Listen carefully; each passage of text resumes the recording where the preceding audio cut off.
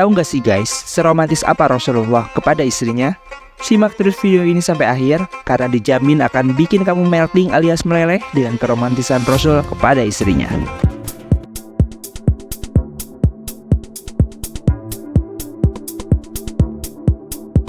Assalamualaikum warahmatullahi wabarakatuh. Halo Sobat Jalur Langit, selamat datang di channel Jalur Langit, channel yang membahas sejumlah rahasia-rahasia ibadah umat Islam yang mungkin banyak orang yang belum tahu. Sebelum kita bahas fakta-faktanya, please like, comment, subscribe dulu ya, biar kita makin semangat ngasih info dan rahasia-rahasianya. Dan jangan lupa ditekan juga tombol subscribe-nya, biar kalian gak ketinggalan rahasia lain yang bakal kita share. Kisah cinta Sayyidah Khadijah dengan Nabi Muhammad SAW tidak kalah romantis dari Romeo dan Juliet. Kecintaan Rasulullah SAW kepada istri pertamanya itu sangat dalam, hingga saat kepergian Khadijah membuat dirinya bersedih dan menjadi amu al-huzn atau tahun kesedihan bagi Rasulullah SAW. Muhammad Ibnu Sa'ad dalam bukunya The Woman of Madinah, Khadijah binti Khuwailid merupakan istri pertama Rasulullah dan merupakan satu-satunya istri yang tidak ia poligami. Sebelum menikahi Rasulullah, Siti Khadijah telah berhasil membangun bisnisnya sendiri dan menjadi wanita sukses. Khadijah dikenal sebagai perempuan yang lahir dari keluarga yang terhormat dan mulia, dan masyarakat pada zaman jahiliyah bahkan memberinya julukan At-Tahirirah, yaitu seorang wanita yang suci. Awal pertemuan Khadijah dan Rasulullah menurut kitab Ar-Rahiqul Maktum karya Syekh Syafiur Rahman Al-Mubarakfuri menjelaskan bahwa Sayyidah Khadijah adalah seorang wanita yang pandai berbisnis dalam masyarakat patriarki, sehingga beliau membutuhkan laki-laki untuk membantunya. Lalu Khadijah mencari pemuda yang jujur dan mampu menjalankan bisnisnya. Beliau memerintahkan Rasulullah agar menjajakan barang dagangannya ke negeri Syam dengan ditemani seorang pelayan bernama Maisyarah. Beliau juga dibekali modal yang cukup besar dibanding pekerja lainnya. Di negeri Syam, Rasulullah mulai menjual barang-barang dagangannya, dan keuntungan yang diperoleh Rasulullah berlipat ganda, sehingga Khadijah memberi bonus dari hasil penjualan tersebut. Berdasarkan buku Nilai-Nilai Pendidikan Islam dalam Kisah Istri-Istri Nabi Muhammad SAW karya Herwanti Subekti dan Sutarman, saat menikah, Khadijah berusia 40 tahun, sedangkan Rasulullah berusia 25 tahun. Tapi perbedaan usia yang sangat jauh ini tidak menghalangi cinta mereka. Pada akhirnya Rasulullah dan pamannya Hamzah bin Abdul Muthalib bersiap untuk mendatangi rumah Khuwailid bin Asyad selaku wali dari Khadijah. 2 bulan setelah perjalanan bisnis pertamanya, Rasulullah SAW resmi menikah dengan Sayyidah Khadijah. Selain menjadi istri pertama, Sayyidah Khadijah juga adalah satu-satunya istri Rasulullah yang tidak dipoligami. Pernikahan mereka dikaruniai 2 orang putra dan 4 orang putri. Mereka adalah Abdullah, Al-Qasim, Zainab, Ruqayyah, Ummi Kulsum, dan Fatimah. Hubungan suami istri Sayyidah Khadijah dan Rasulullah berlangsung selama kurang lebih 25 tahun. Ketika Rasulullah berusia 50 tahun, Khadijah berusia 65 tahun dan akhirnya wafat. Mengutip buku pengantin Al-Quran karya Quraisy Shihab, meskipun Khadijah telah meninggal, cinta Rasulullah kepadanya tidak pernah hilang. Rasulullah bahkan pernah menangis ketika tak sengaja melihat kalung yang biasa digunakan oleh almarhum istrinya. Sungguh indah ketika 2 insan memadu cinta, melewati susah senang kehidupan bersama, dan bahtera rumah tangga. Kisah kesetiaan keduanya dapat menjadi inspirasi bagi pasangan suami istri. Rasulullah merupakan suami yang romantis. Bahkan keromantisan Rasulullah tergambar melalui sikap-sikap Rasul kepada istri-istrinya. Berikut sikap romantis Rasul kepada istrinya yang bisa bikin kalian meleleh alias melting dan menginspirasi banyak suami kepada istrinya. Dilansir dari nu.or.id, inilah sikap romantis Rasul kepada istrinya.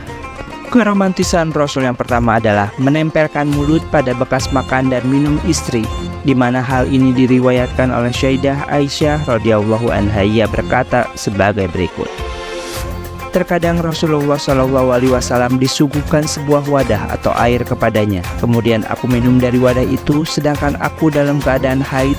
Lantas Rasulullah mengambil wadah tersebut dan meletakkan mulutnya di bekas tempat minumku. Terkadang aku mengambil tulang yang ada sedikit dagingnya, kemudian memakan bagian darinya.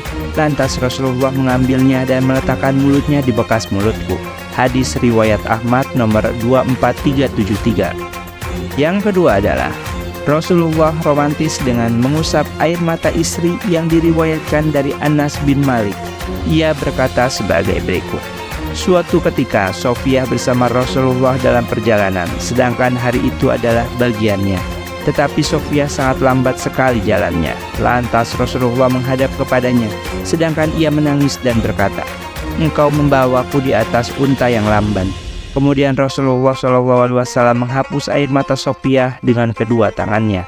Hadis riwayat Nasai dalam As-Sunanul Kubro nomor 9162. Tak sampai di situ, keromantisan Rasulullah berlanjut dengan kecupan mesra yang diriwayatkan Sayyidah Aisyah, bahwa ia berkata, "Sungguh Nabi SAW ketika mencium salah satu istrinya, beliau mengecup lidahnya." Hadis riwayat Maqdisi dalam Zahiratul Hufaz nomor 1568. Lalu keromantisan Rasulullah kepada istrinya juga berlanjut dengan mandi bersama. Diriwayatkan dari Sayyidah Aisyah radhiyallahu anha, ia berkata, "Dahulu aku mandi junub bersama Rasulullah dari satu bejana di mana tangan kami bergantian mengambil air di dalamnya." Hadis riwayat Bukhari nomor 253 dan Muslim nomor 484. Ibnu Hibban nomor 1118 mencantumkan riwayat tambahan, sedangkan tangan kami sangat bersentuhan.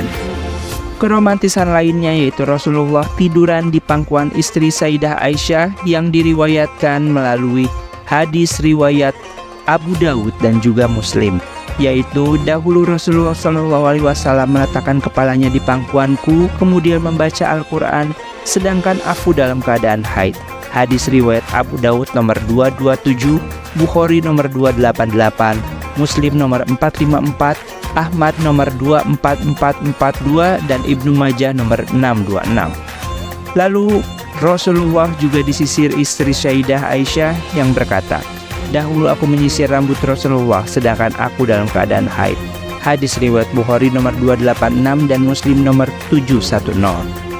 Lalu yang berikutnya adalah Rasulullah senantiasa membela istri yang diriwayatkan dari Urwah bin Zubair radhiyallahu anhu, yang meriwayatkan bahwa dari Sayyidah Aisyah, hampir setiap hari Rasulullah SAW mengunjungi semua istrinya, lantas mendekatinya satu persatu di tempatnya atau rumahnya.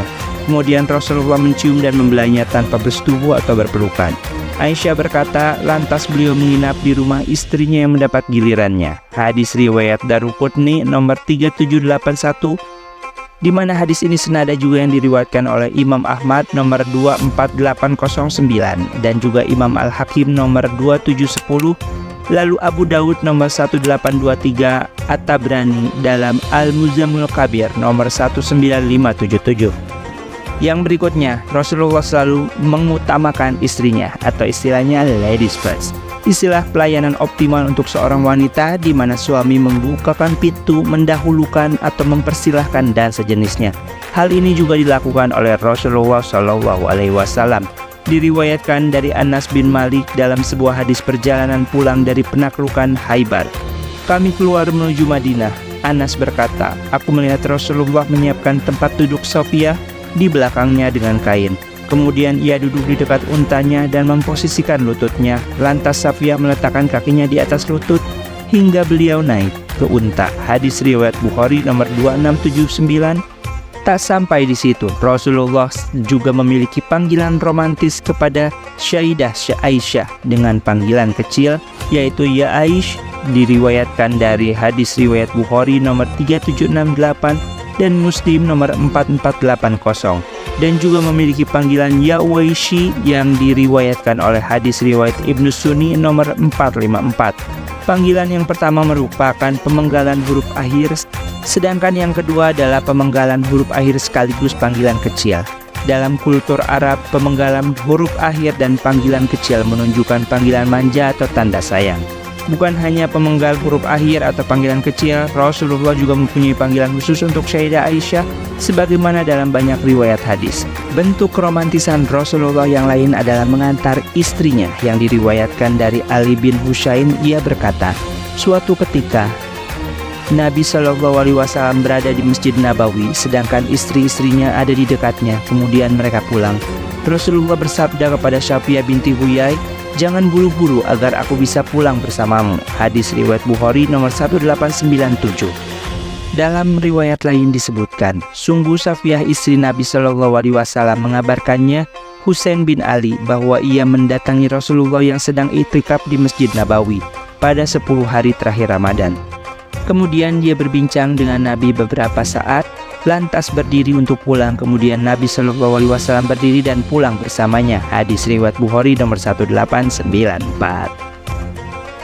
Tidak disangka keromantisan Rasul juga ternyata dapat menjadi teladan, di mana Rasul selalu mengajak istrinya keluar kota, di mana kebiasaan ini ketika bepergian keluar kota adalah selalu membawa salah satu istrinya dengan cara diundi.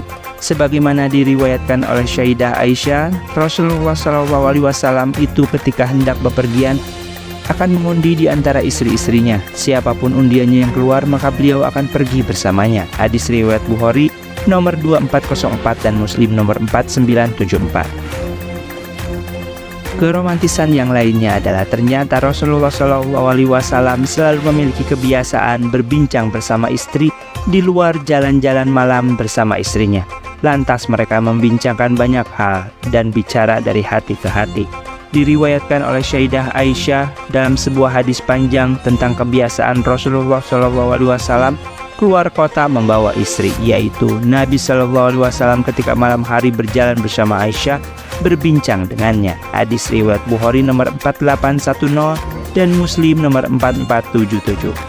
Selain mengajak istrinya berbincang-bincang dan juga berjalan-jalan, ternyata keromantisan Rasulullah dan juga perhatiannya kepada istrinya digambarkan dengan selalu mengajak istri makan di luar, di mana diriwayatkan dari Anas, ia berkata, seorang laki-laki Persia yang merupakan tetangga Nabi mempunyai kuah kaldu yang sedap.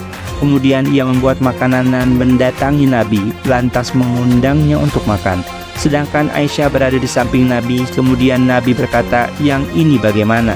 Ia menunjuk Aisyah dan berkata, tidak. Kemudian memberi isyarat kepadanya, bagaimana dengan ini? Dia berkata, tidak. Kemudian Nabi memberi isyarat yang ketiga kalinya dan bersabda, ini bersamaku. Kemudian ia berkata, iya.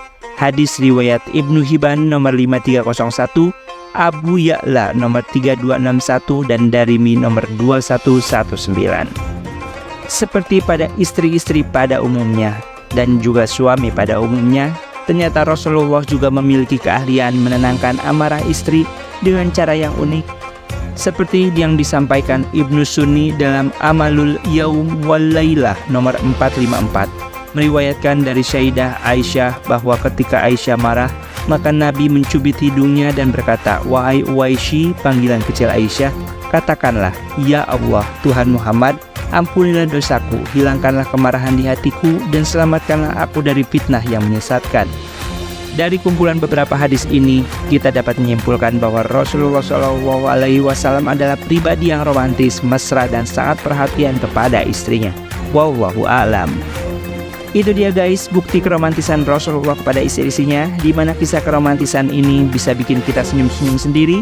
Semoga kisah ini bisa menginspirasi para suami untuk semakin romantis pada istrinya. Amin.